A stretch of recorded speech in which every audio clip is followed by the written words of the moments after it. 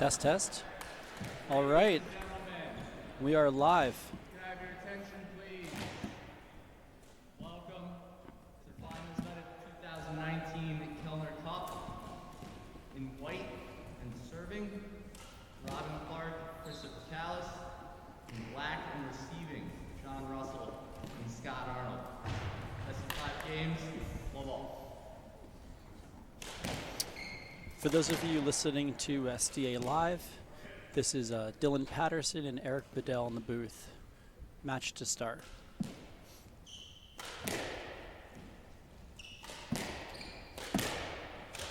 So Dylan, what are your early predictions for this final in the 2019 Kellner Cup? It's a really tough one to call.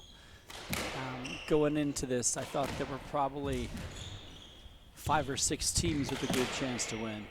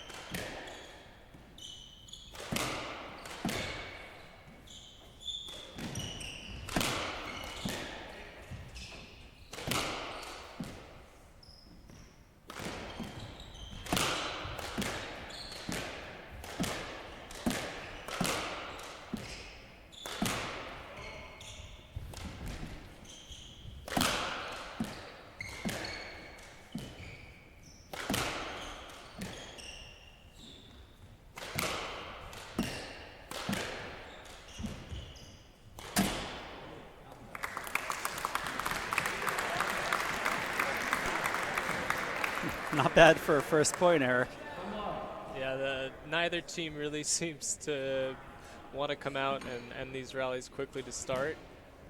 I'm not too sure that's how the entire match is going to go, but let's see. R&T court is pretty hot, so it definitely favors the hard-hitting angles and much longer rallies, which I think is going to work in Clark and Callis' favor.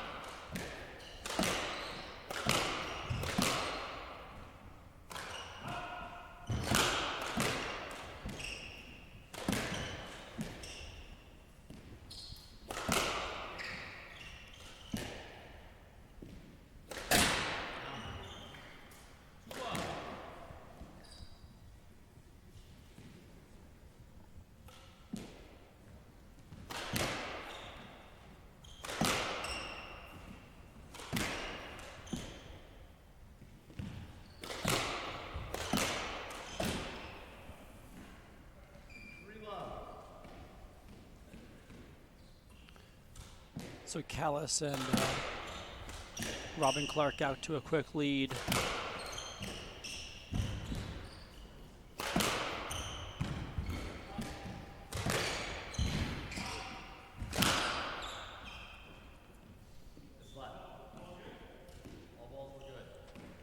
Both teams through to the final in pretty straightforward fashion. I think only Clark and Arnold has lost one game throughout the tournament, and Callis and Clark have not lost a game. So, you know, while the field was pretty level, there were a number of teams with a good chance to win. These two have really played really well this weekend.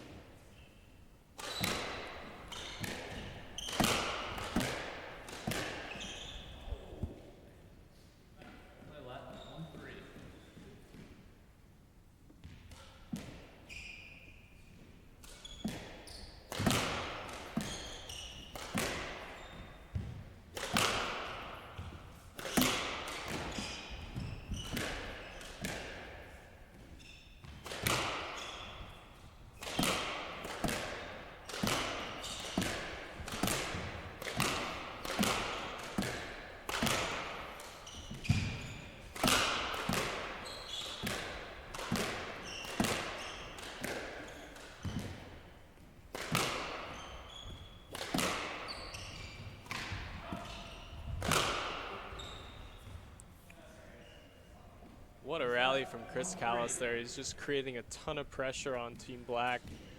I thought that the team in white was going to end up winning that rally, and glad to see that the crowd's showing a little support for all the hard work out there.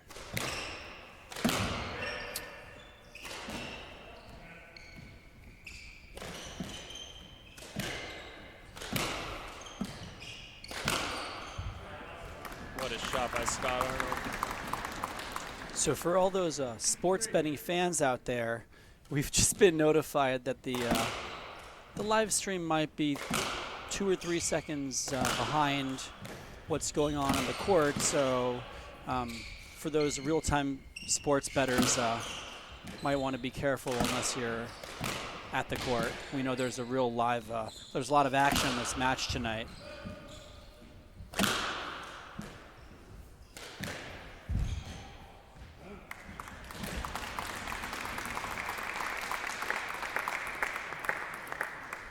That's when you see that attacking quality that Team Black brings here. Both Scott and JR really going for some winners there, hitting a couple great shots. Callis was able to retrieve them, but these guys just keep coming.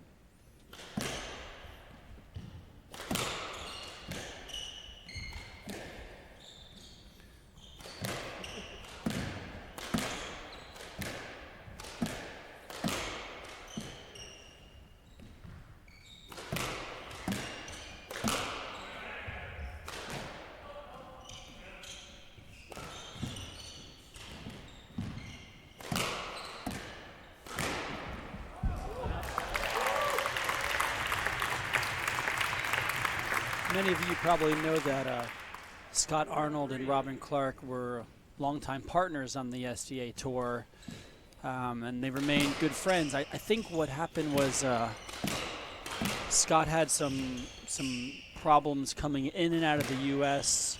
for a visa earlier this season, and so Robin found some new partners to start the season with, and now Scott's allowed to travel and he's back on tour, which is great because he's clearly one of the hardest hitting guys out there and the most dynamic shot makers. Yeah, it's definitely great having him back out there. I mean, as you can see, he can pretty much do anything on that court. Getting enough spin and pace on that ball to have it come backwards after it hits the sidewall there.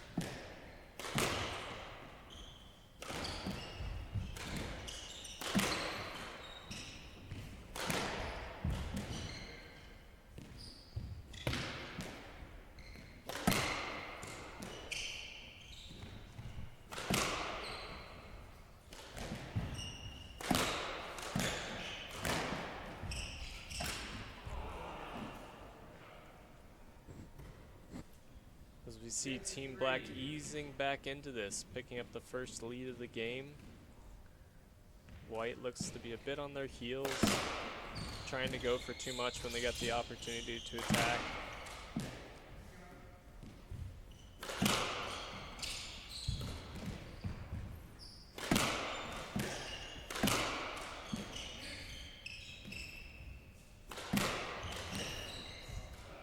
Nice. It's not too often you see guys in all black at the Racquet and Tennis Club. I believe, Eric, in your first round match, you and Will Hardigan were rocking the head-to-toe black. Is that correct?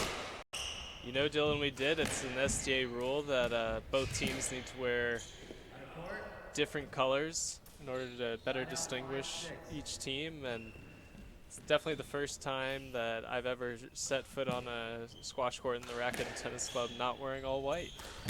Oh. You guys look good. Unfortunately, it didn't translate to the win, but we'll see if clothing plays a part in tonight's match. Yeah, I mean, Hardigan and I definitely told each other going into Friday night, like, no matter what happens, we're going to look great and we're going to feel great.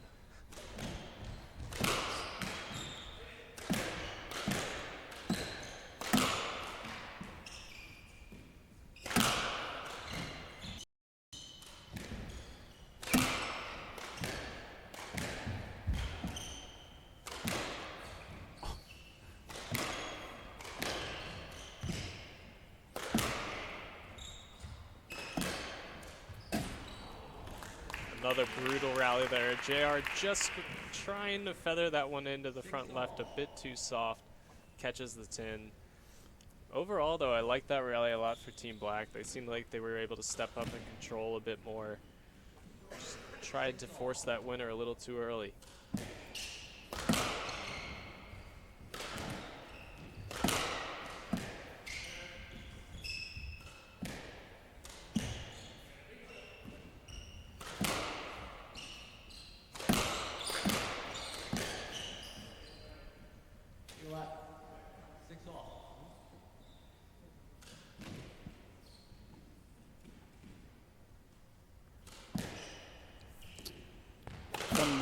From the bird's eye view, you can get a glimpse of the center judge, Bobby Burns, and the two line judges, Jordan Greenberg and Damian Mudge. Kind of cool to see Mudge here tonight. It's a little different seeing him as a spectator. Dylan, I wonder the last time Damian wasn't playing in the final of the Kellner Cup. Or has he ever not played in the final of the Kellner Cup? So, great question. Let's consult SDAProTour.com, which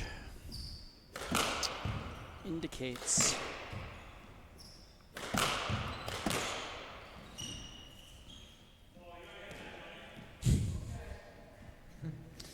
in the prior 12 renditions of this tournament, he's only not won it twice.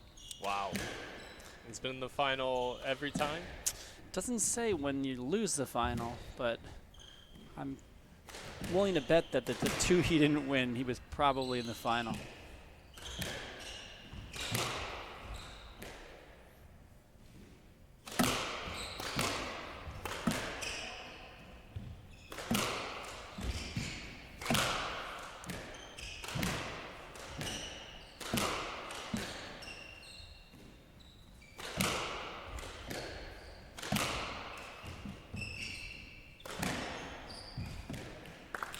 That rally really shows you how difficult it is to just defend against this team of JR and Scott Arnold.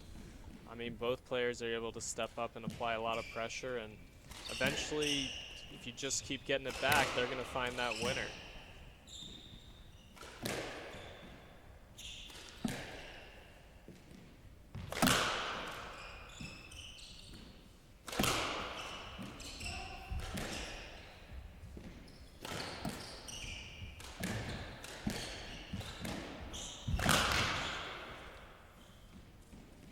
Left.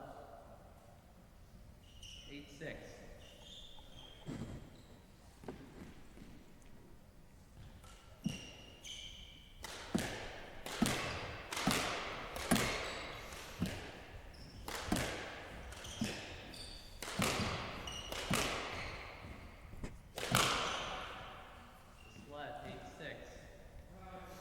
So Eric, you might know this as more of a full-time SCA player than myself, but is this Callis and Clark's first partnership, or have they played together in the past, do you think? I believe it's the first time they've ever played together. I'm sure that they've played against one another many times, but I'm not too sure. I've been really impressed this year with how many different guys Callis has partnered up with and has either been in the final of an event or won it. Sure. I think it really speaks to his versatility as a player, but also just his ability to get along with anyone that he pairs up with. He's able to match his style with theirs. And let's be honest, I don't think there are many people that wouldn't want to pair up with Chris Callis in an SDA event. Side out 8-ball. So we get about midway through this first game. Game's tied at 8-all. I kind of expected Team Black to be able to create some separation here. But both Robin and Chris have just been able to step up when it's counted and haven't really made any errors. Let's see if they can continue that through the second half of this first game.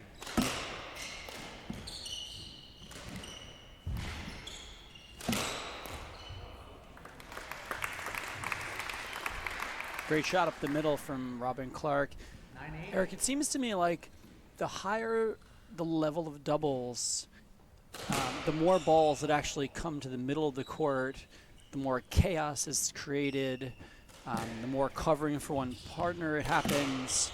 I mean, do you agree with that? Do you think that sort of more and more balls are played at the door, in the middle of the court? Sort of the higher level it is, the more unconventional it seems.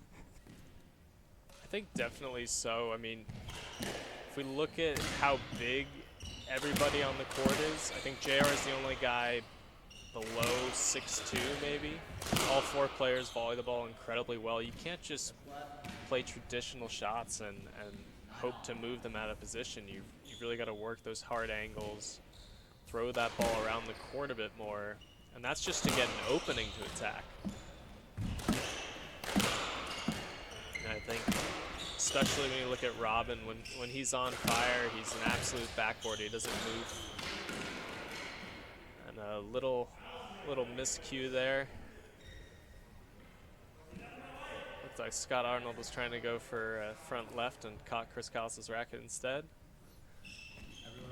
Good advertisement for Harrow Rackets, I'd say. Is this when we should be thanking Mark Hayden of Harrow Rackets for sponsoring the tour and the players and producing some great equipment for us to enjoy our lovely sport with? Thank you, Mark. Yeah, all the Harrow products are really amazing. The rackets for sure. I'm loving playing with the Stellar on the doubles court and the Reflex on the singles court.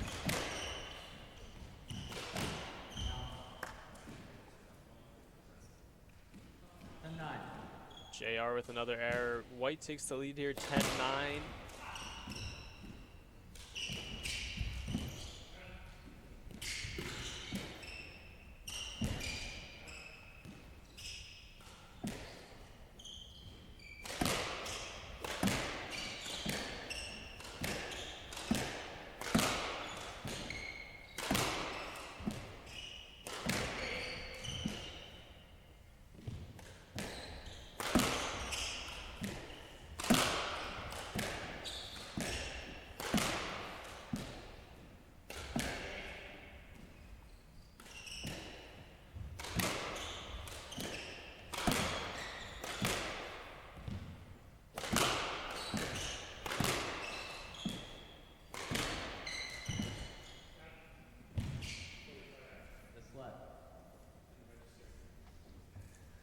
That's definitely a rally where we see how difficult it is just to move any one of these 4 players off the service line.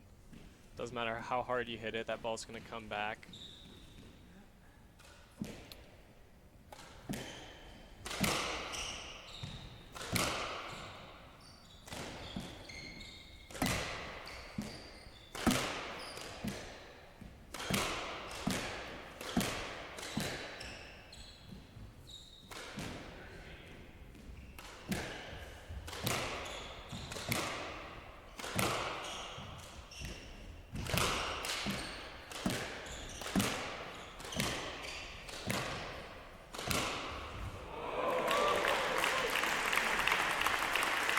That's where we see why teams don't generally like to give too many balls to JR.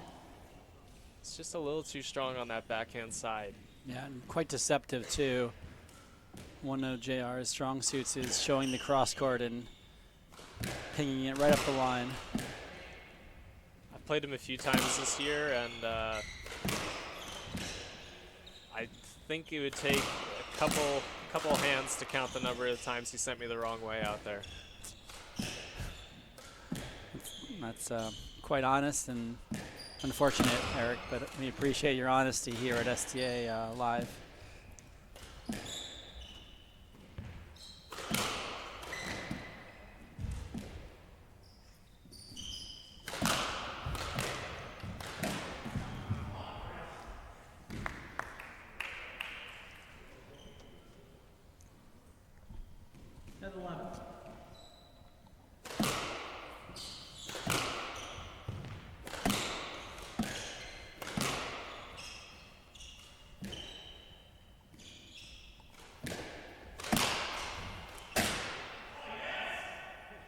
looks like we have our first broken ball of the match at 10-11 in the first game. We also have our first email question to SDA Live, and it's a big SDA fan who shall remain anonymous, and it actually says, while Harrow is the best racket on tour, isn't Dave Rosen really the czar of the SDA relationship? And I definitely know Dave Rosen is the best dressed player on court wherever he plays, but I do recall that he actually does run the show for Harrow.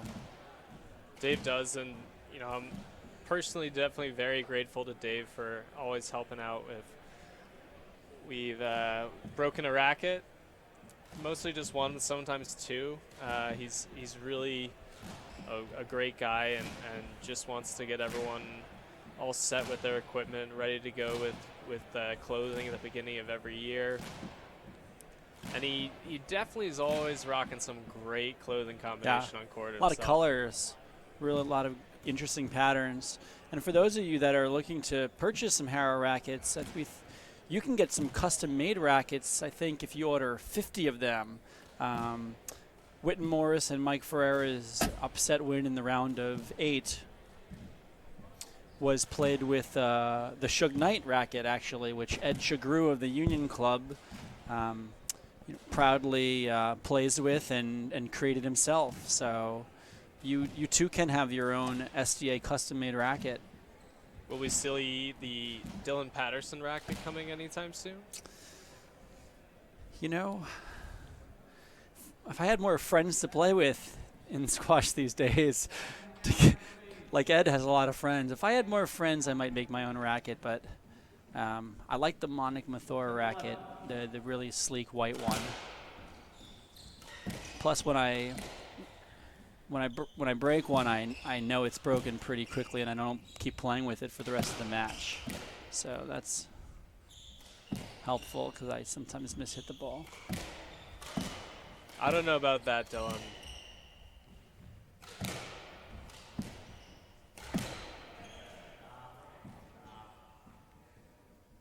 And it looks like Scott and Chris are getting a little close on that right wall over there. Scott just catching Chris a bit with his follow through.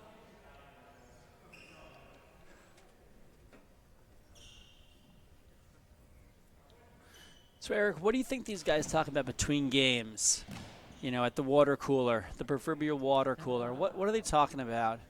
I think it definitely depends on whether or not you won or lost the previous game. Okay, so talk us through that, Eric. Let's say you won the previous game.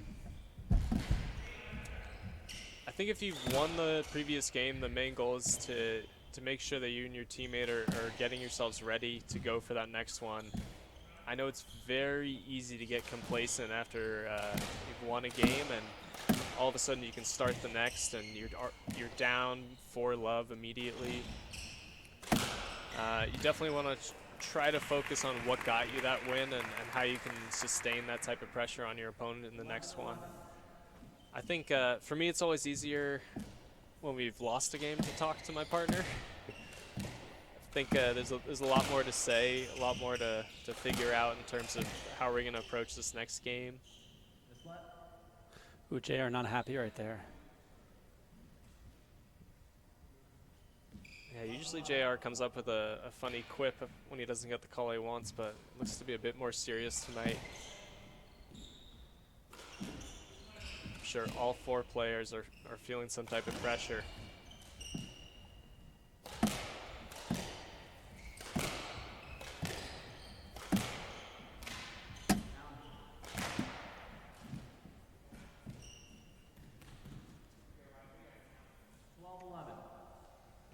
$12-11. 12-11 here in the first game.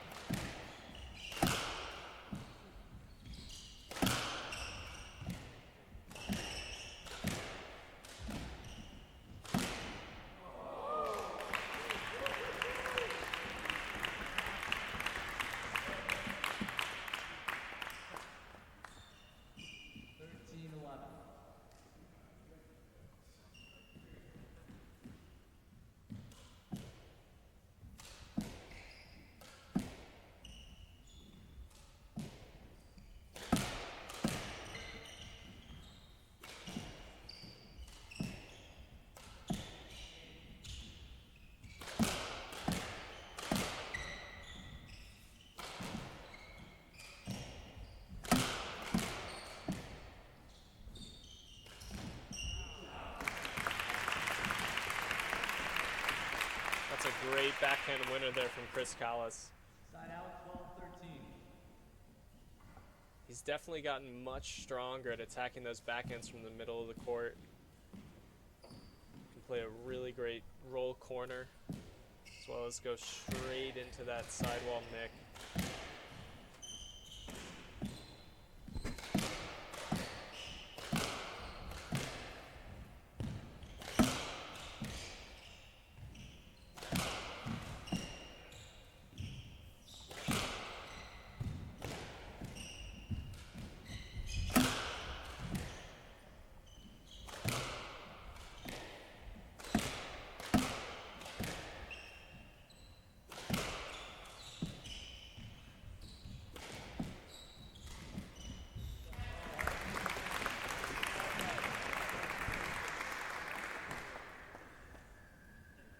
Great awareness there from Robin Clark. He kept the racket face very flat, so the ball stayed down. You don't see the trickle boast volley drop very often. That was a great ball from him. Yeah, that's definitely a shot that if you don't hit it well, it's going to backfire on you, and wow. That is how you hit a reverse corner right there. What a great shot by Scott Arnold. Here we have our first game ball. See if JR and Scott can close this one out.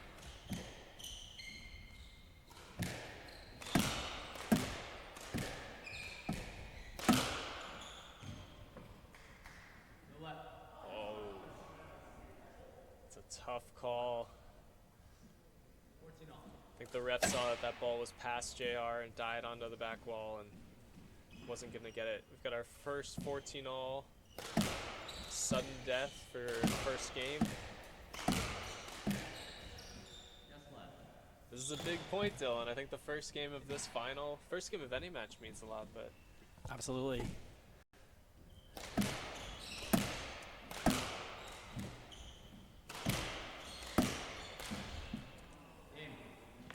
oh, and a tough error there by Scott Arnold gives Robin Clark and Chris Callis that first game 15-14. We're going to take a quick break. We'll be right back for Game 2 from the 2019 Kellner Cup Final.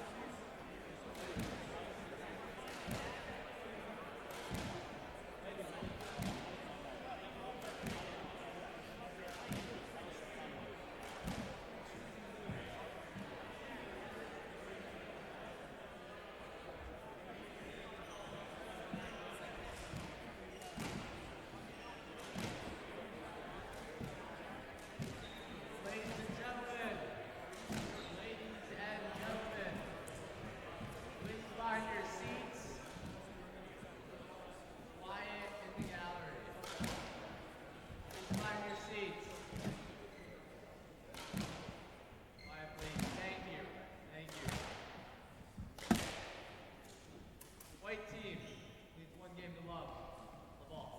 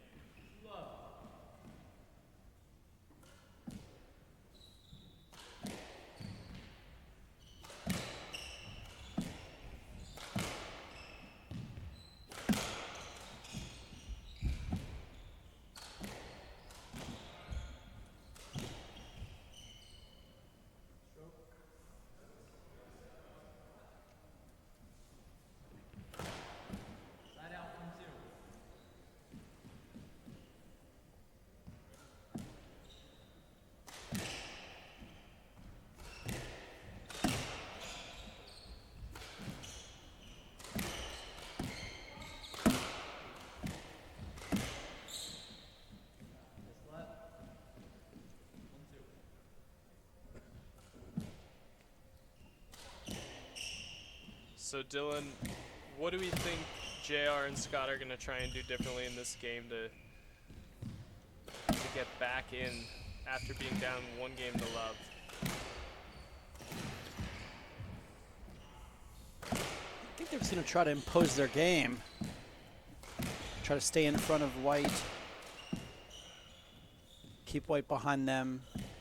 Attack when it's open. I mean, it's really a matter of execution, in my opinion. They're both playing the right shots.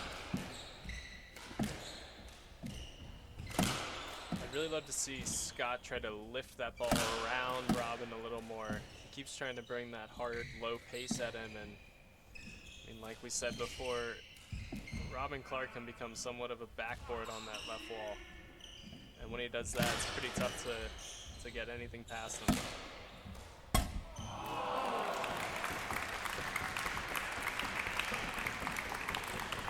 There's a view of the capacity crowd at the Racquet Club.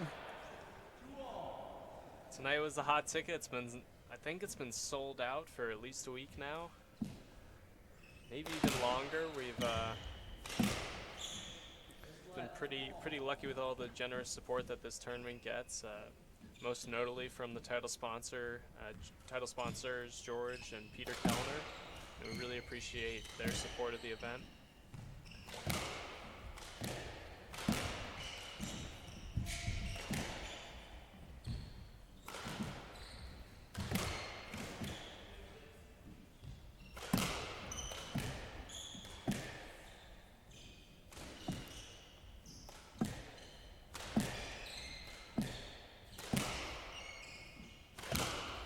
Oh, wow. That's JR. That's what happens when you give him a little too much space.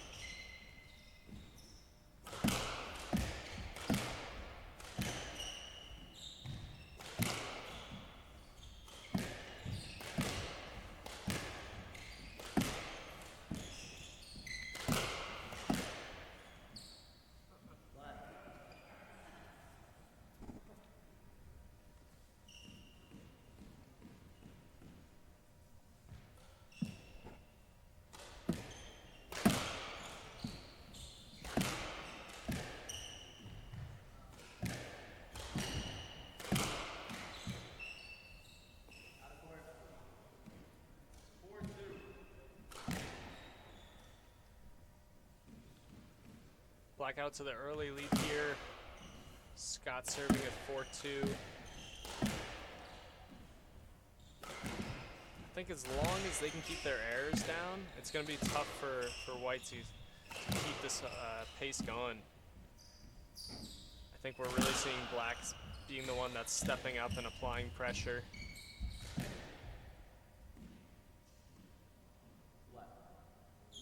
Just a let call there. I think Robin might have gotten a little lucky.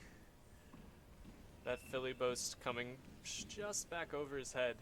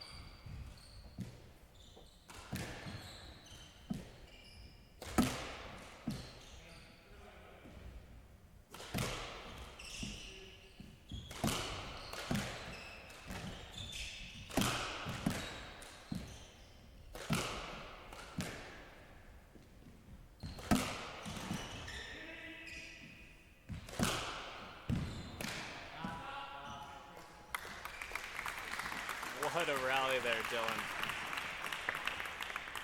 5-2. You just see the raw power that Scott Arnold can bring from that right wall position.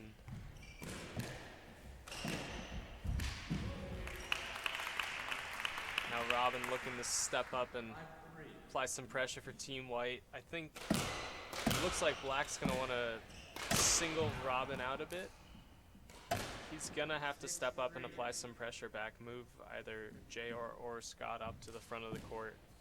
Otherwise, I don't really see them beating this team if they continue to let them hit from the service line.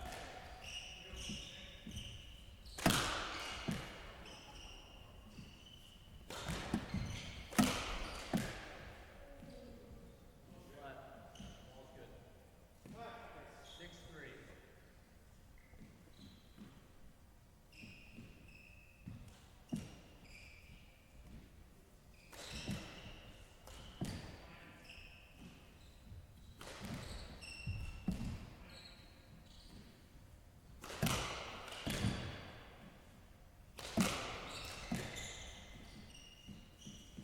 What? 6-3.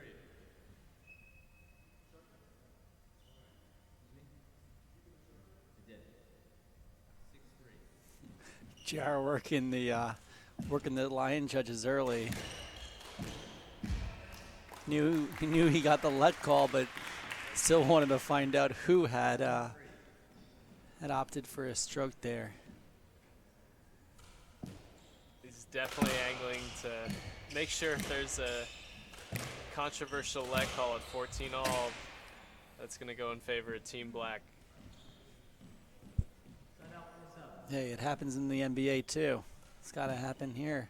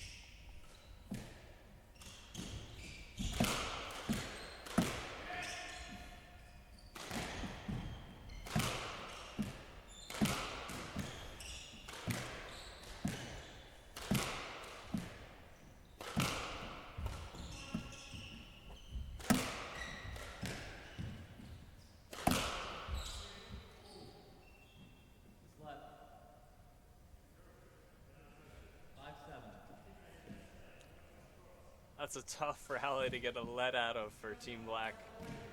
They were absolutely working that ball around the court. 5-7.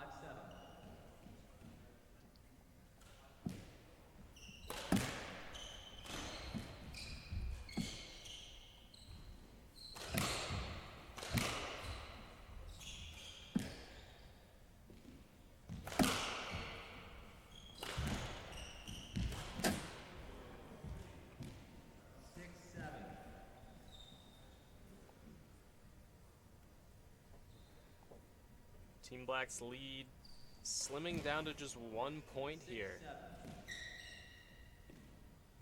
Robin and Chris are both tough. They're going to stay in there the whole time and really haven't given us too many errors, I think.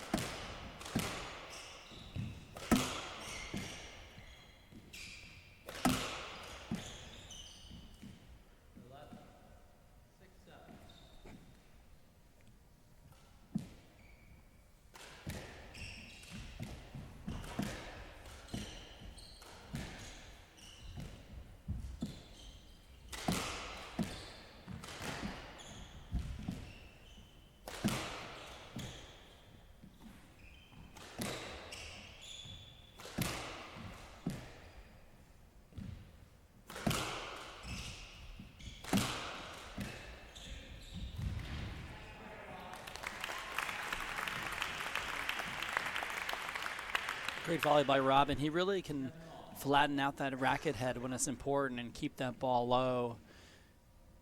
Whether it's the trickle from the front or the mid-court volley, you know, it seems like he's doing a good job of not overhitting the ball. I agree 100%, Dylan. I mean, as we can see, Oh, do you? Sorry. he really, I think you just hit the tin there. yeah, he really doesn't move behind that service line unless he wants to. I mean, you know, just like you said, he can get his racket onto every single ball. Not only that, but he can place that ball even when he's under intense pressure, whether it's from pace or at a good angle. I mean, that winner that he produced 2 rallies ago wasn't an easy layup for him.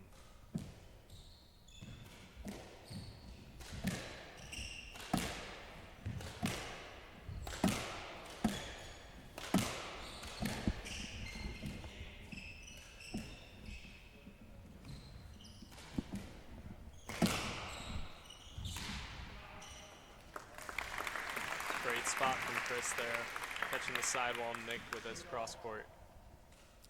Eric, we might have our first live guest in the SDA live booth. Simba Muadi in the building.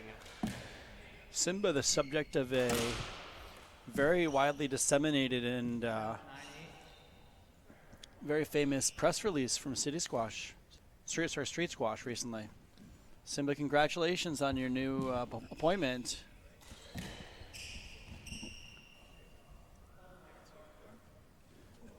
Do you want to say a quick hello to the SDA listeners out there? Okay, well, Simba wishes everyone his best and would like to go watch it live, I think.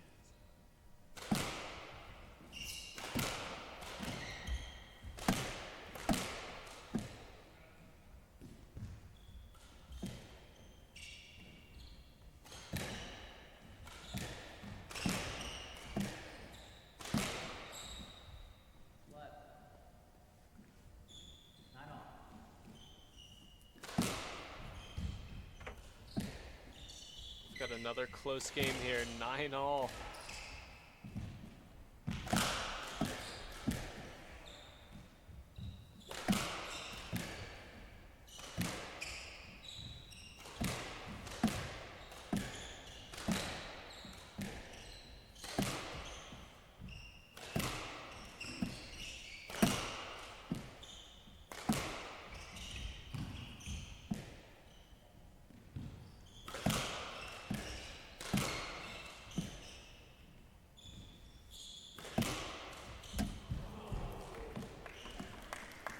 Robin again going for that backhand volley trickle boast that you were talking about earlier. It seemed to be a strength of his, and just letting him down there.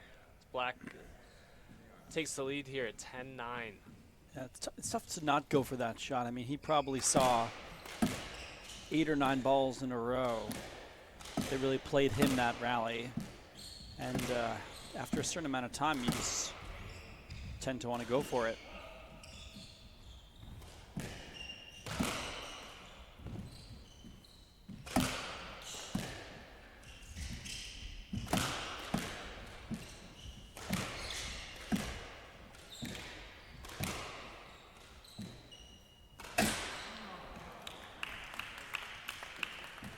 JR just finding the tin there. Again, I feel Black's just been trying to force it a little too much. It's a hot court, it's a packed crowd. You know, that ball's gonna be flying around. If you're looking for that perfect shot every time, I just don't think it's gonna happen. And not a lot of margin for error there with his attacking game.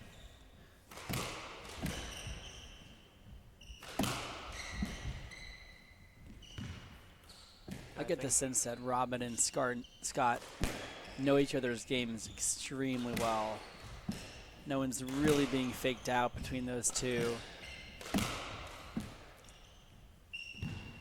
Yeah, they've both been up in the Toronto area for some time now, and like we mentioned before, they were playing together on the tour.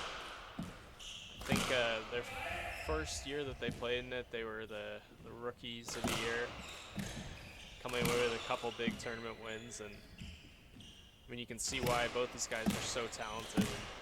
And I think they're both also about 6'4". Yeah, they're tall. As we were saying before, it's pretty difficult to get that ball past either one. Oh, and Robin just clipping the top of the tin there. 10-11.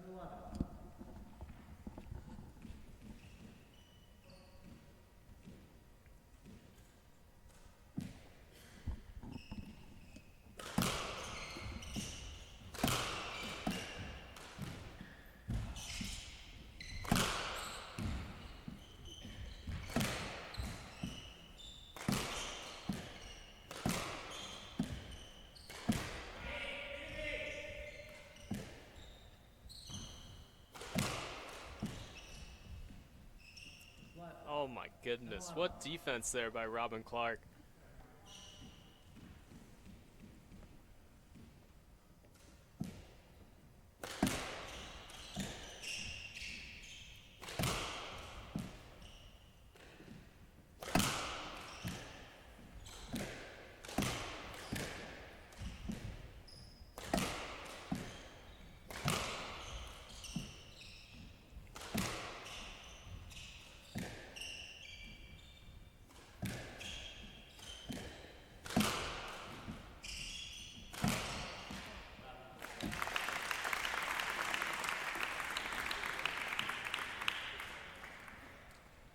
That's where we see once JR steps up, is able to find his rhythm on a couple of shots.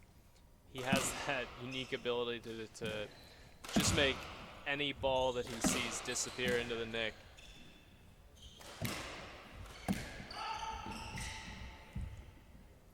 Again, it doesn't seem like he wanted to go for that one there. I think he was just trying to flick it cross court, but the magic hands just guide that ball right above the tin. Yeah, this might be the biggest lead they've had in a while. Here we are at 13-10, 14-10. 14-10.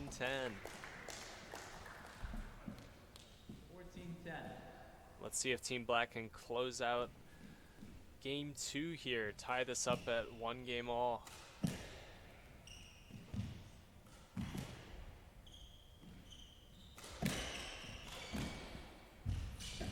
Oh, Robin just catching the top of the tin on the redrop, handing John Russell and Scott Arnold the second game. So we're gonna head into the break at 1 game all.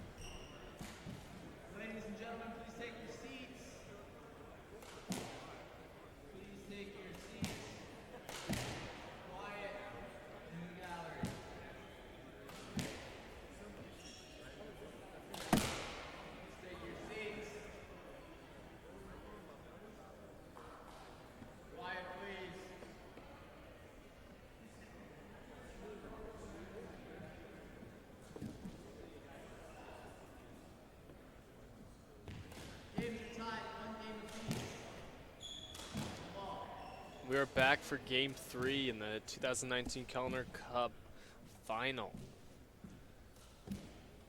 Scott Arnold and John Russell were able to pull that second game back, score 15-10 after dropping the first 15-14.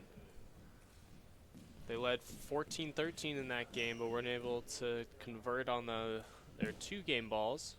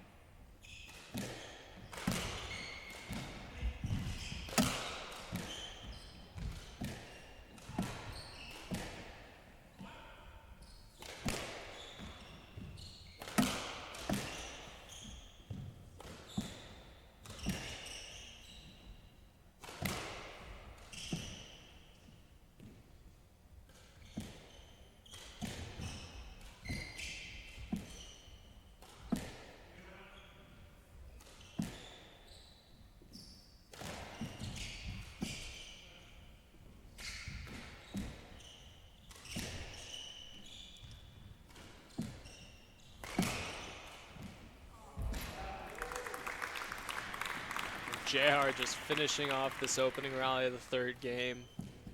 Both teams really trying to apply a lot of pressure, using good angles.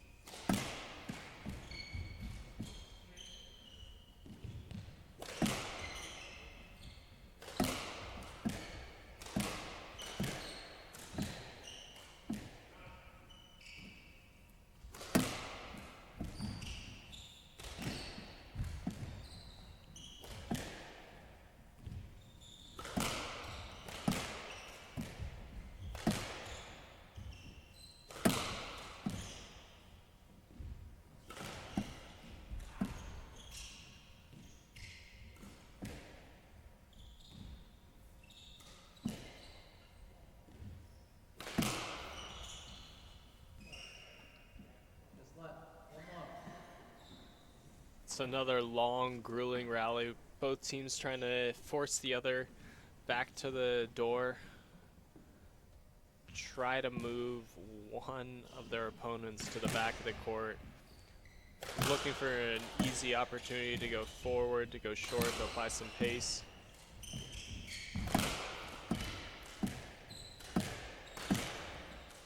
Although, as we can see from this view, all 4 players well above the service line.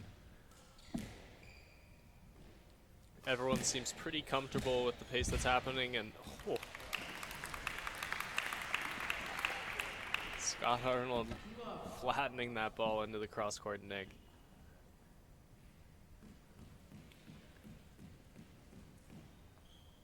Dylan, I feel I've seen you hit a couple of those flat cross-court nicks on this court, coming from that right wall. That's all I have, Eric. When you get targeted as often as I do, you got to try to give your opponents a reason not to. Unfortunately, it didn't work out quite that way on Thursday night, though, in the qualifier.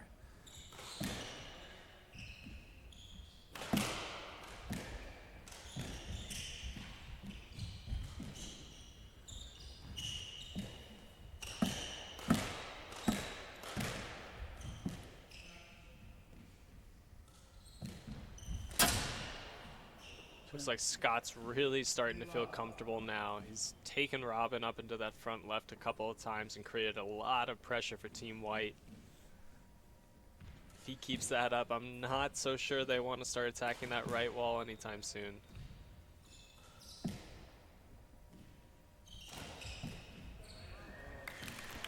Unless you roll out a 3-wall boast. There you go. Flatten the racket out again. Side out 1-3. Just when we think Black's about to step up and really take over, you know, Robin or Chris are just able to pull out an amazing rally, an amazing shot, make a couple of great defensive plays, and this is going to be a tight match the whole way through.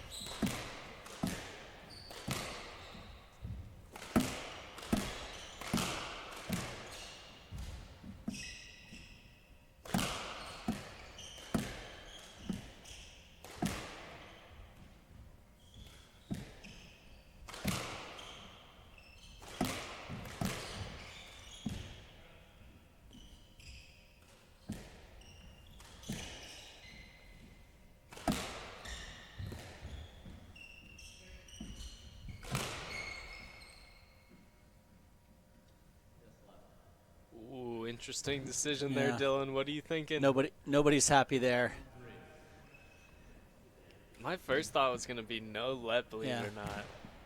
I think Robin didn't argue because he knew it was probably closer to a no let. So we're about 45 minutes into the match or so. Maybe even closer to an hour at this stage. You know, I don't think these guys are really tired, but I think mentally, you know, they're in the third or fourth inning of what could be. So we're starting to see some more creative patterns, some creative shot making, a little more deception. You know, they're continually telling themselves to shoot and attack and put pressure because reflexes are going to slow down a little bit. Foot speed's going to slow down a little bit. Definitely. I think I was trying to figure out which team might start to suffer that fatigue sooner, and I mean, honestly, it's pretty tough to tell at this point. All four guys seem pretty locked in. Agreed, and you know, fatigue tastes different. You know, there's different ways to be tired. I think, wow. I think mental fatigue is the most important thing. It's attacking a little too early in a rally. It's gambling with your movement a little too soon. Oh my goodness, JR's looks like he's starting to heat it up a bit. Wouldn't be surprised if we saw a couple more quick winners off his racket. See if White decides to keep that ball away from the left wall for a while.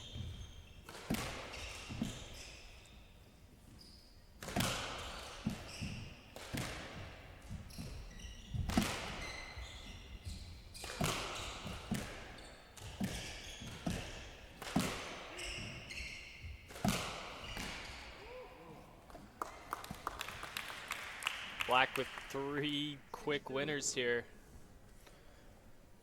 Off to a 6-2 lead in this third game. Feeling pretty comfortable, and it's easier to attack. It's easier to take a few more risks, to loosen up a little bit when you have a few points of an advantage. Let's see how White responds here. Whether or not they'll just try to absorb the pressure or start to step up and counterattack a bit themselves.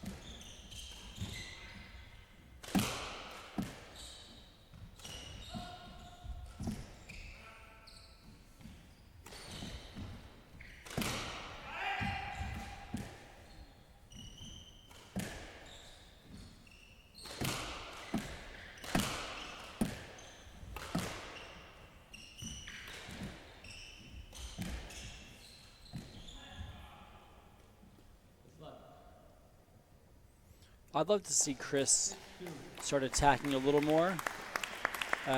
He's not seeing a ton of balls, but when he is, he's really firing them at JR.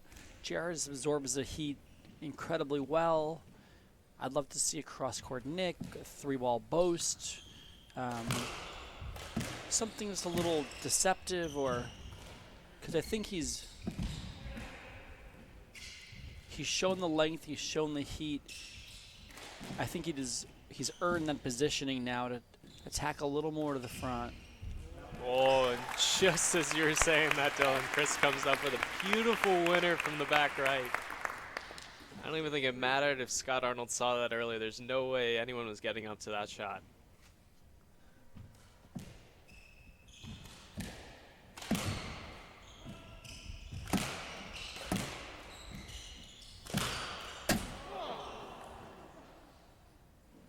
And just like that, Team White back in this game. 2 quick points.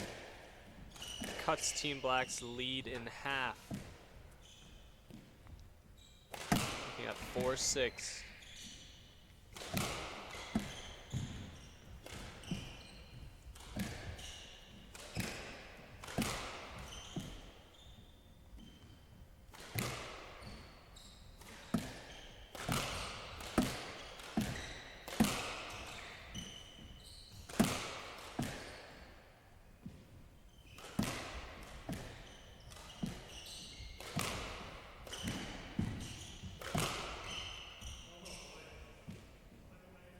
So right there, Callis hitting a reverse corner. Wasn't a great reverse corner. In fact, it came way off the third wall.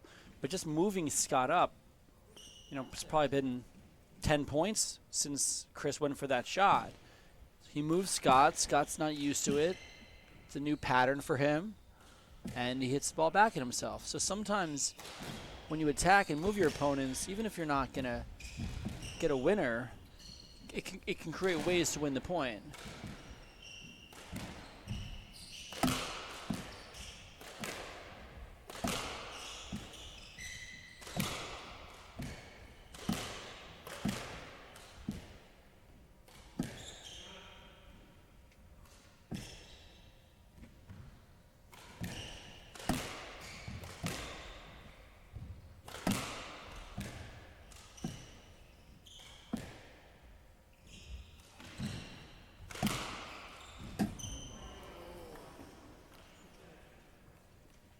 Callis just clipping the top of the tin there.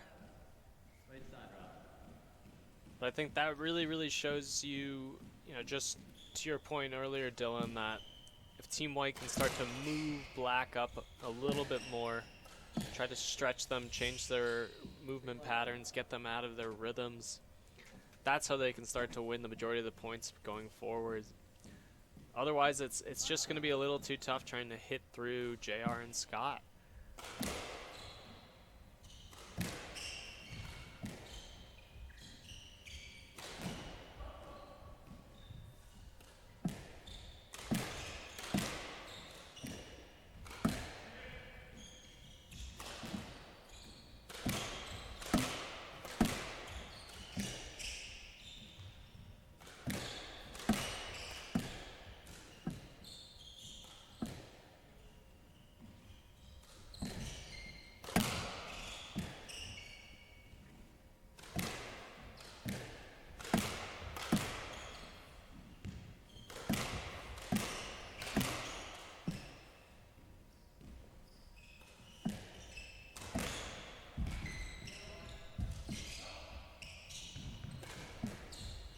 That was a great get by Scott in the front of the court.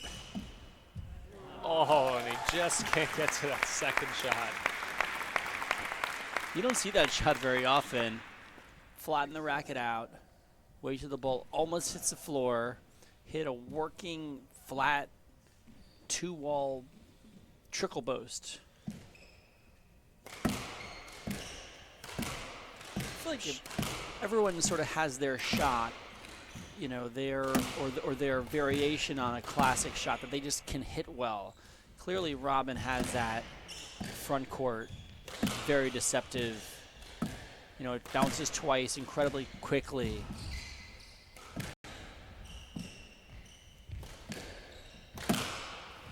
Well, and it's tough to read too because they're firing so many balls at him and he just keeps blocking it, blocking it, blocking it. So that when he does throw that trickle boast in there, no one's expecting it. The last 50 shots he's hit.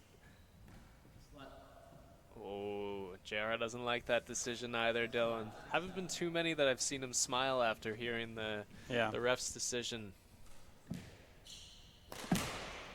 Scott doesn't show a ton of emotion, it seems, but he didn't seem thrilled about that.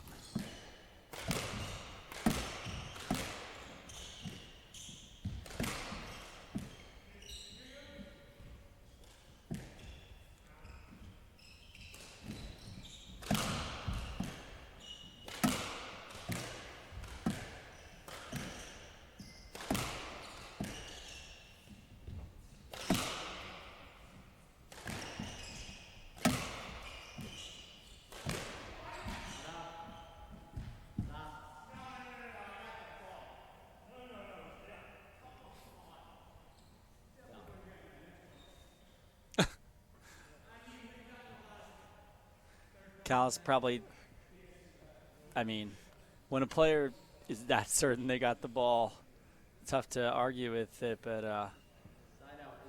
I guess one of the other two referees agrees with the not up call.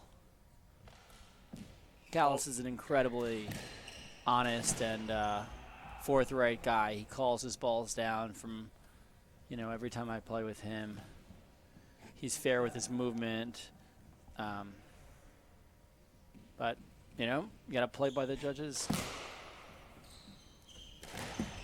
Definitely. It's one of the worst feelings when you're so sure that you picked up that ball and to have at least 2 out of the 3 refs say you didn't. You just got to accept the outside observation and try to move on.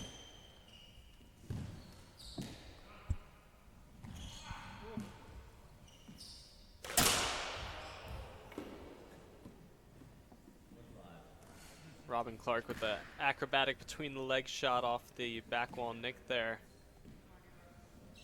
I think that's the second between the legs we've seen today. Got to be more than 2, no? What do we think the over-under is on total number of shots hit between the legs today, Dylan? I think 3 more from here. If Dave Rosen was 3 in this more. final, it would be about 25. How about dives? Have we seen? We saw an early Callis dive, or was that just falling down? I think he dove, but haven't seen many dives since then. Yeah, I haven't seen JR dive too many times on the court.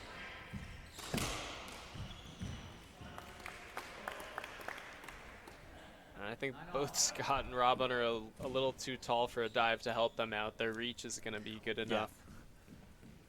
I'm not sure I want to see Scott dive. The walls are too close together. I bet he could go right wall to left wall in one leap.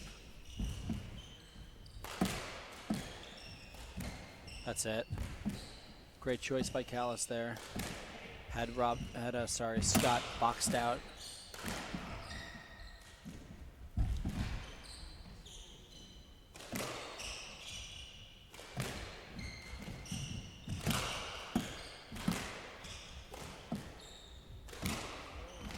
Wow. What a rally there, Dylan. JR doing some incredible defensive work. While he's definitely known for his ability to hit winners from basically everywhere on the court, we've really got to give him credit for how well he plays the game defensively. He's rarely out of position. Like we said before, it's pretty difficult to hit that ball past him. And he covers the court pretty well. Yeah, incredibly well. He also ran a 4:01 New York City Marathon the weekend of the Big Apple Open sometime around 2011. I know that because he told me his time earlier today. Then he went on to play the Big Apple Open too. That's some stamina right there.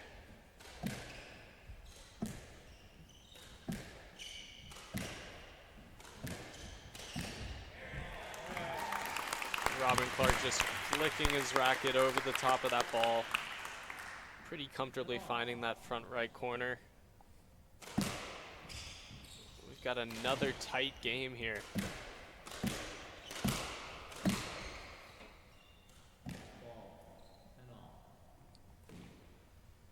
10-all. I think every single game so far has gone to 10-all. Neither team, willing to give up an inch of space here.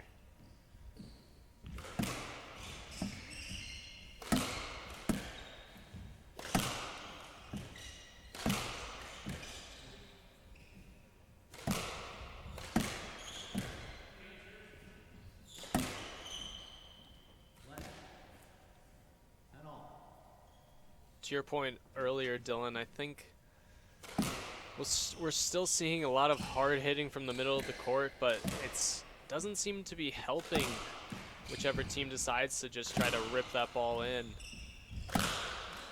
It's who's looking for that good angle for that short ball that's going to open up the opposing players. That's who's going to come away with these long, hard rallies.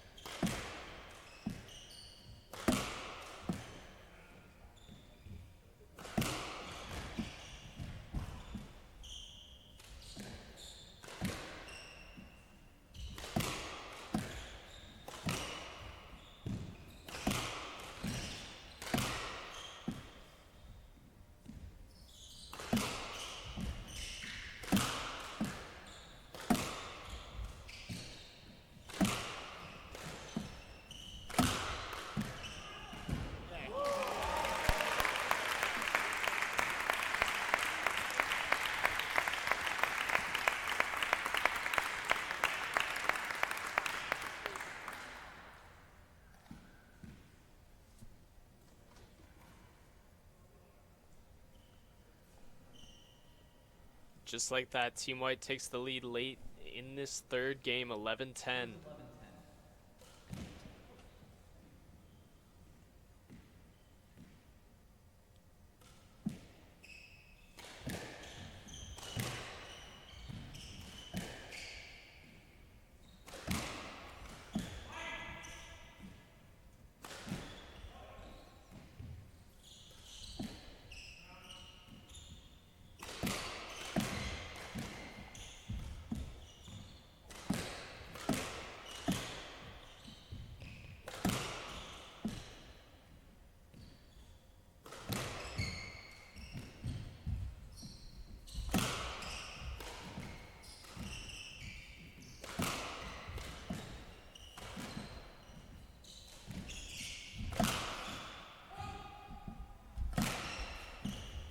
Oh, wow. I don't know how Robin Clark got that ball back.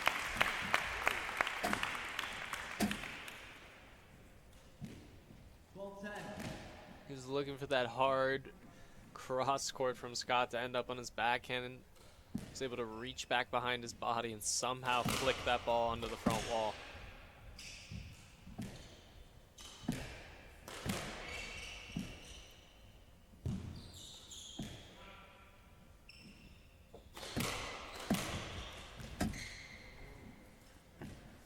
So Eric, we have another SDA Live email in, and we asked some of our viewers which player wants it the most.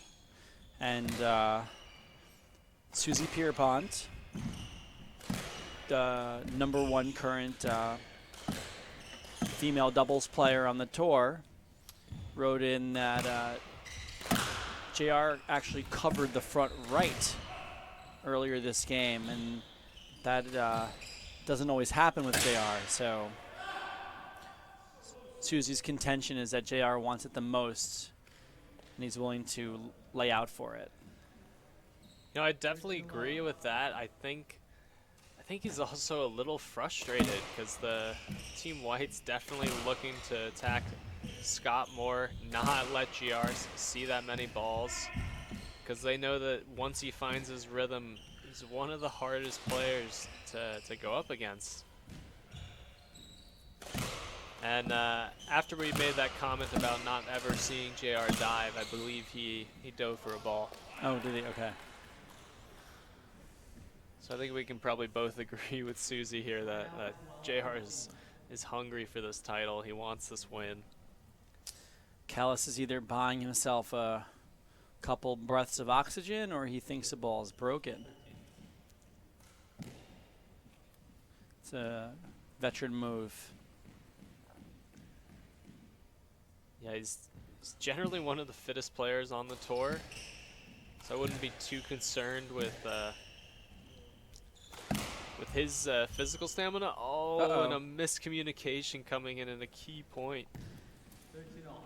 13 all. All right. It's the 13 all there. Let's go. Let's do this, Eric.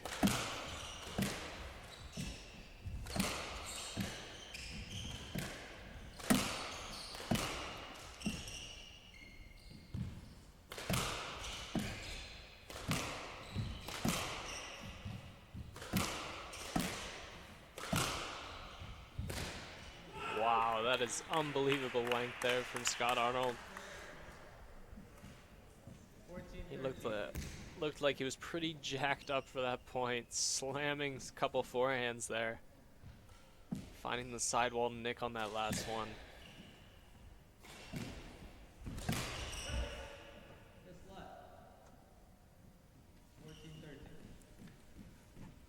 First game ball in game 3.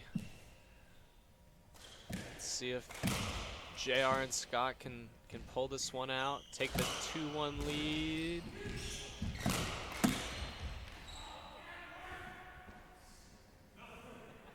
That is just, again, unbelievable defense from Robin Clark. I think you have to hit about 10 winners just to win one rally against this guy. If that ball's bouncing, he's going to get to it.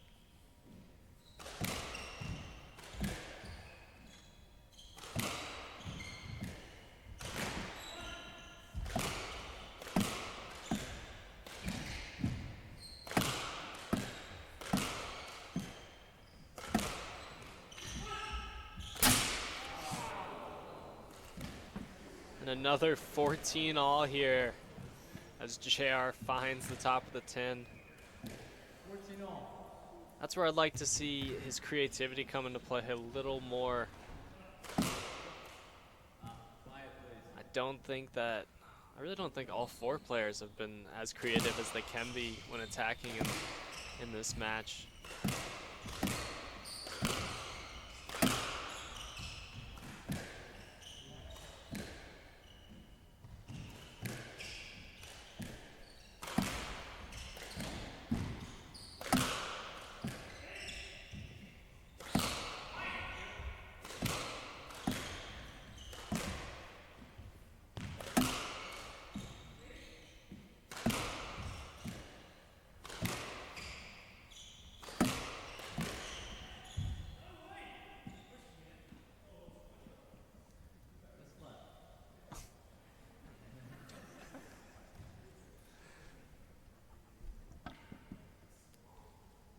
Scott Arnold proving to be a pretty big guy to get past there. GR trying to quick serve Callis. I think both teams would take any type of bounce here to secure this third game. Oh, and the stroke goes to Arnold and Russell. They take a 2-1 lead. Wow. I did not think that's how that game was going to end, Dylan. Tough way to end that game. We'll be right back with the start of game 4. Another unbelievable game in this 2019 Kellner Cup final.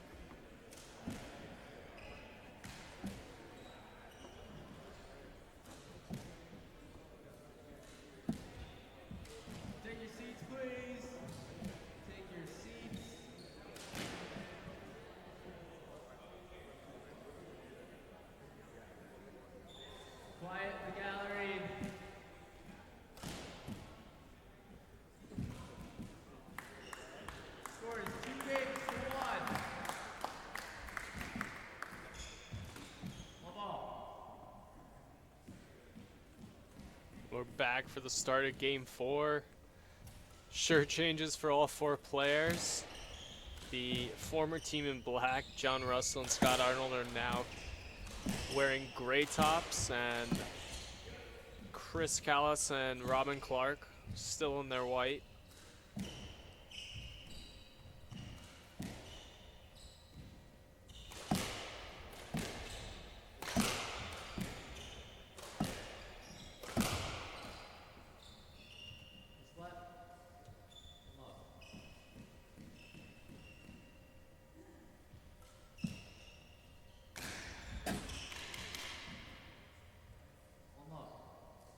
Unlucky bounce there off the racket of Robin Clark. Gives Arnold and Russell the first point of this crucial game 4.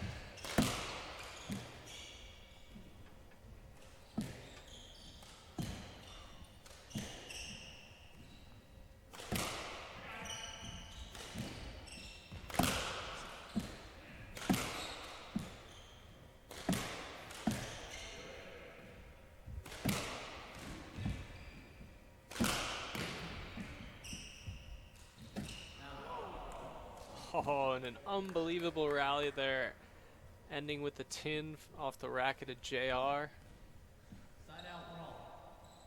That's just what it takes to win a point off these guys. They're so good. You got to hang in there the whole time. What a great pickup there.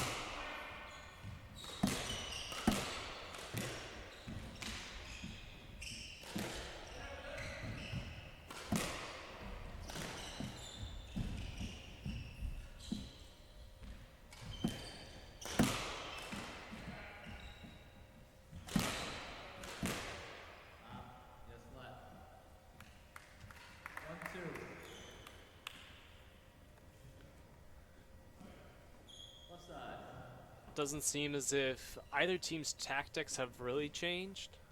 We're seeing JR start to hit a couple more balls here in this 4th game.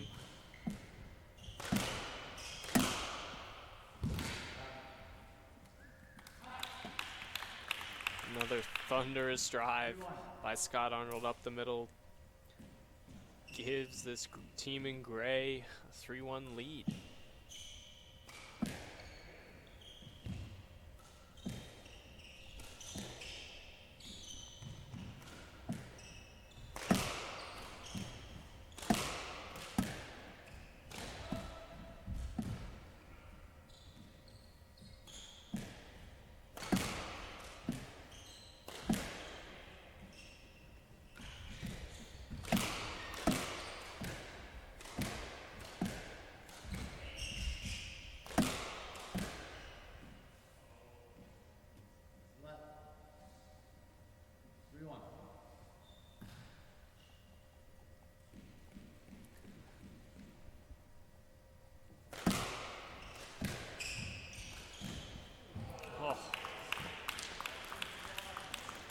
exactly what we were alluding to earlier with John Russell's ability on that left wall to just throw in a winner from about any position on the court. Oh, and a 5-1 lead to open up this game. Team White really has got to dig deep here, play some long rallies, try to break up this rhythm that the gray team has come out with.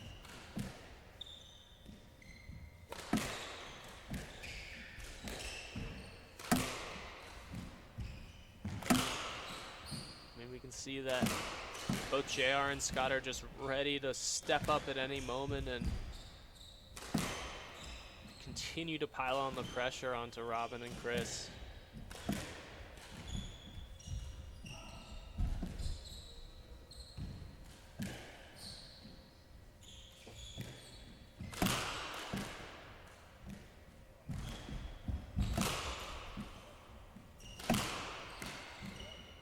Oh, ho, ho, ho.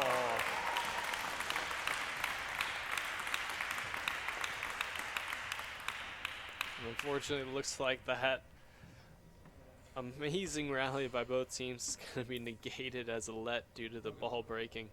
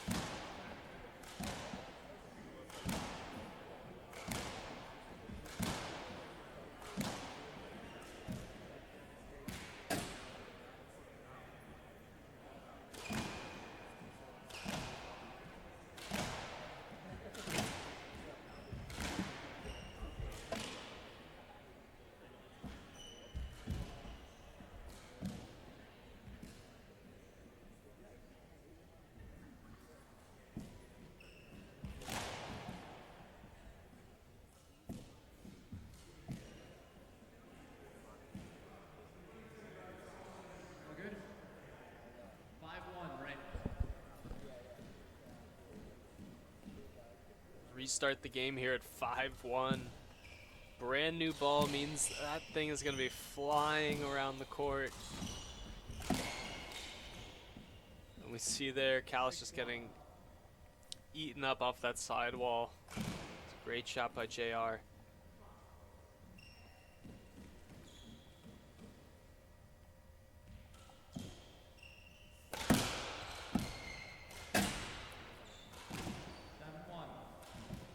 We're now at 7-1. Team Gray opening up a huge lead at the start of the fourth game.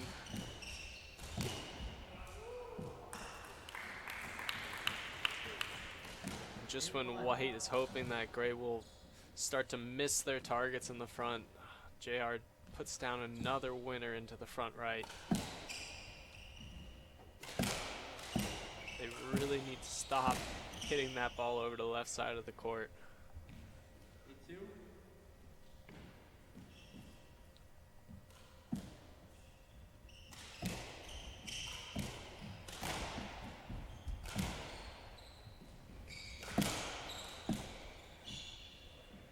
Let 8-2.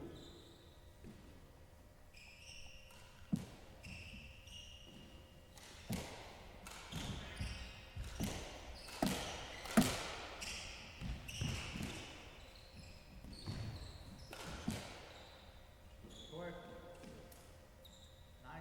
Another error coming off the racket of Chris.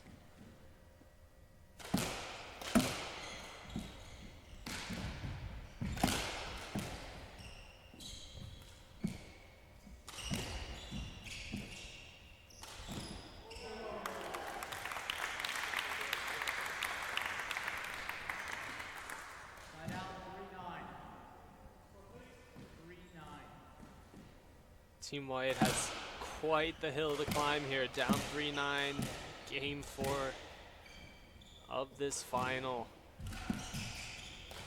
It's going to be a pretty tough battle back here. Unless Gray starts finding the tin or missing their spots entirely. White's really going to have to step up in order to take this.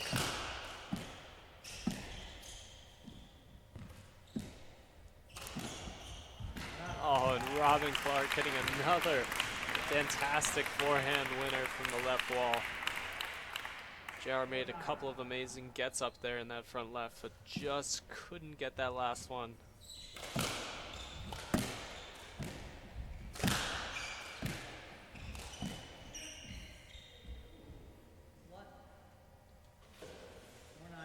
That's what we call great positioning there by Chris Callis.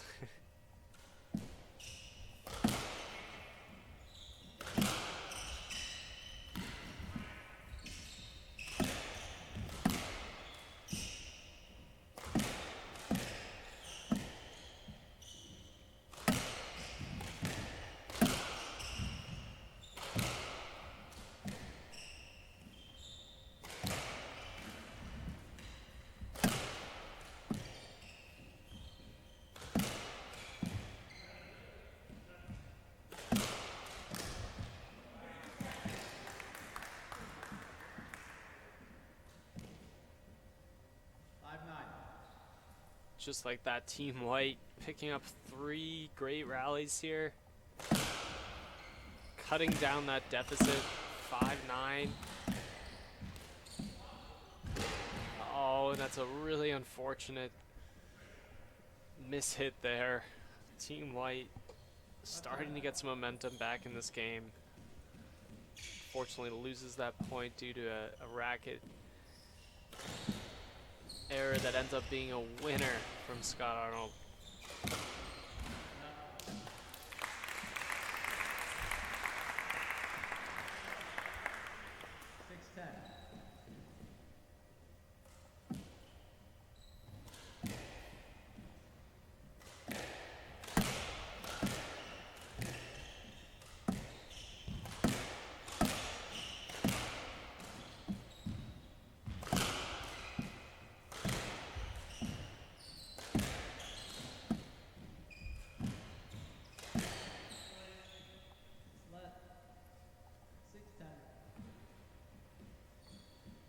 These are good rallies here for Team White. They're able to push up higher in the court, put JR and Scott Arnold on their heels a bit more. And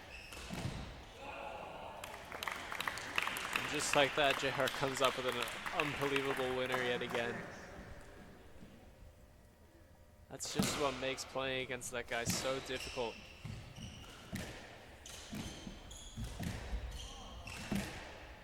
You can never quite tell where that ball is going to end up. Oh, and Chris Callis with an unbelievable shot. The match play here is really starting to open up from both teams.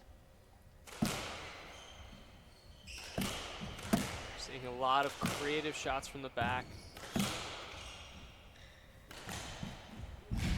Oh, and again, another winner from Chris Callis, coming off that backhand from that door position. And Team White's narrowed this deficit down to 3 points, 8-11.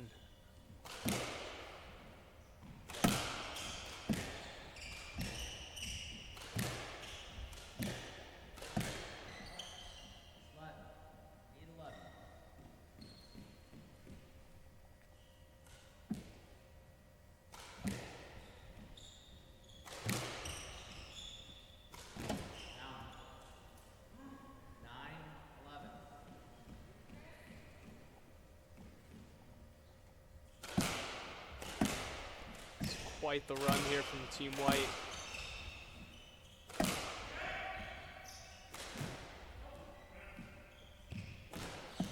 Great Team held a 9-2 lead earlier in this game.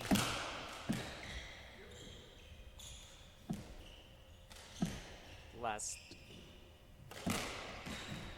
9 points have gone 7 in the way of white, only 2 for Team Gray.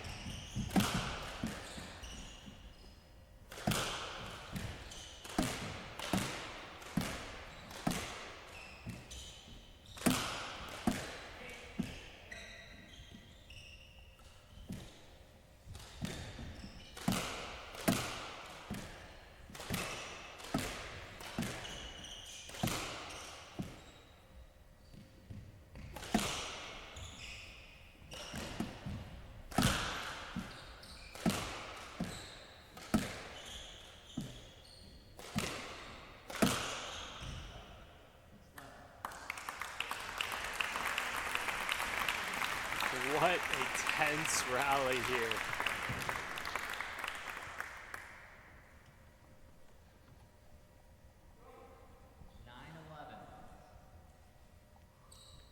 Chris Callis serving 9-11. They're down 2-1 in this 4th game. They're previously down 9-2 earlier in the game. Let's see if they can keep this going, force a game 5.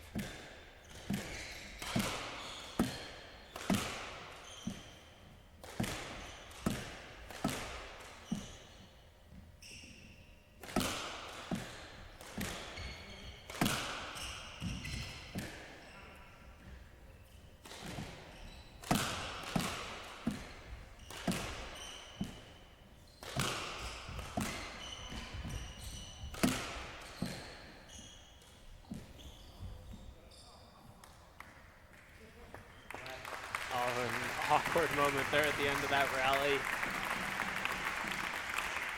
That's 2 unbelievable rallies in a row that have ended in a let here. Score still stands at 9-11.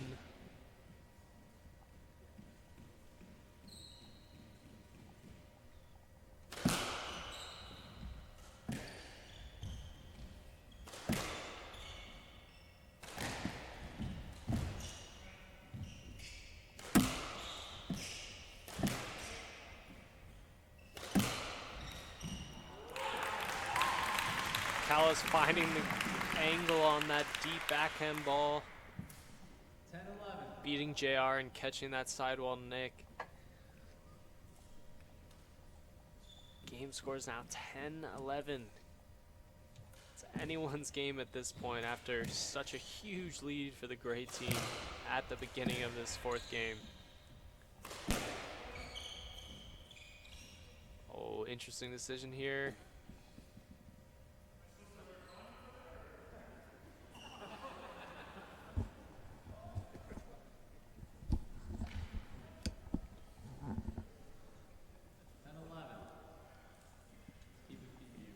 Dylan, this has been a tale of 2 games here. We saw how the gray team jump out to a massive lead. Looked like the Kellner Cup was going to be theirs. All of a sudden, 9-2 becomes 11-10. Wow. That's quite the turn of events. Oh, and JR squeezing that winner there. Just able to get a good inside position on Robin Clark, lay that ball tight down the line. 10-12 now.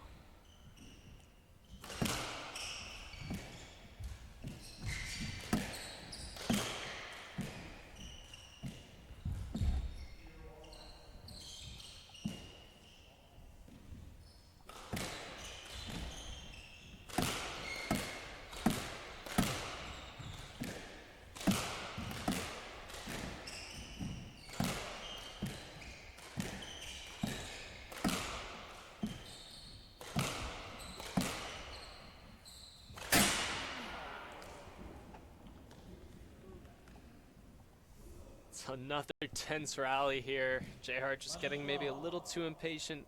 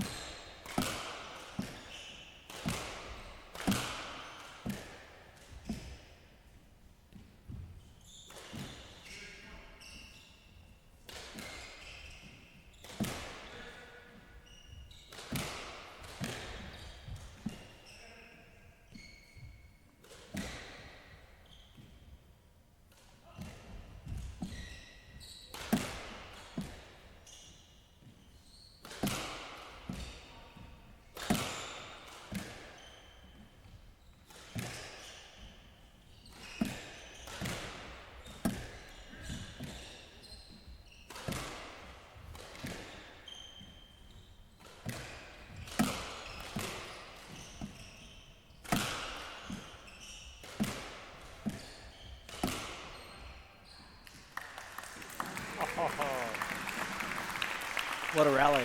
We definitely did not want to see that end in a let, but neither team looking like they were going to let a single ball bounce twice or miss their target there. Wow, Dylan. It really doesn't get much better than this. 11-12 in the fourth game.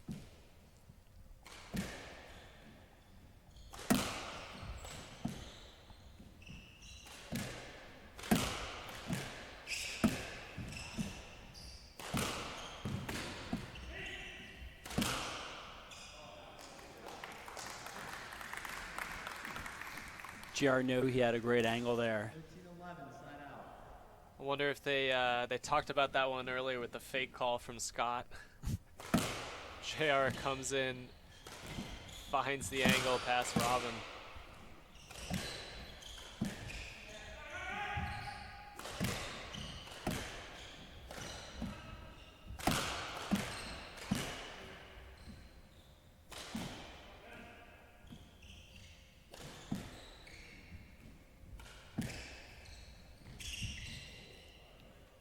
Oh, and a good safety let call there by JR.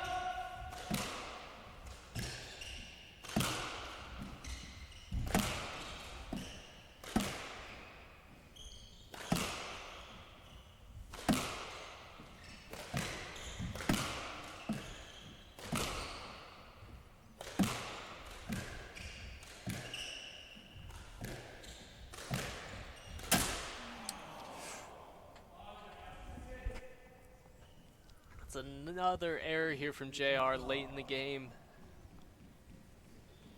Score's now at 13-12.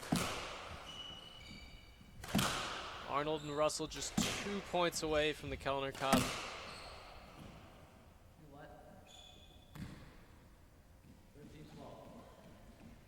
All 4 players playing just the highest quality squash here. Oh, and Chris Callis with a huge winner, tying the game up 13-all.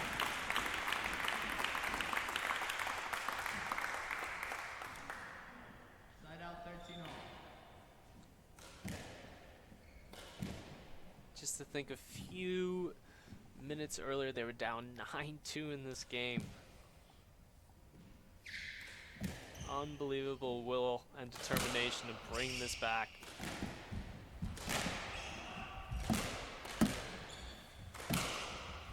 Oh, and Scott Arnold comes in and shuts that ball out down the line. Gives us first championship point here. Robin Clark serving at 13-14.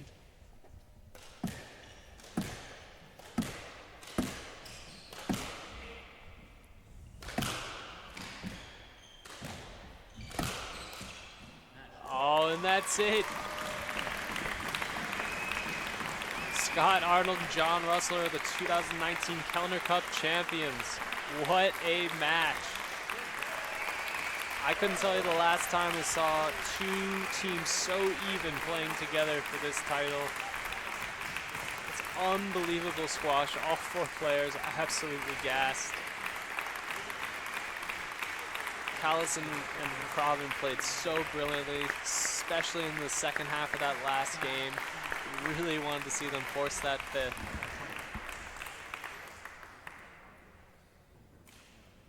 We'll stay online here for the trophy presentation with Liam Coleman and Monik Mathur. Dylan Patterson and Eric Bedell signing off as your commentators for the night. Thank you so much for watching, and hope to catch you next time.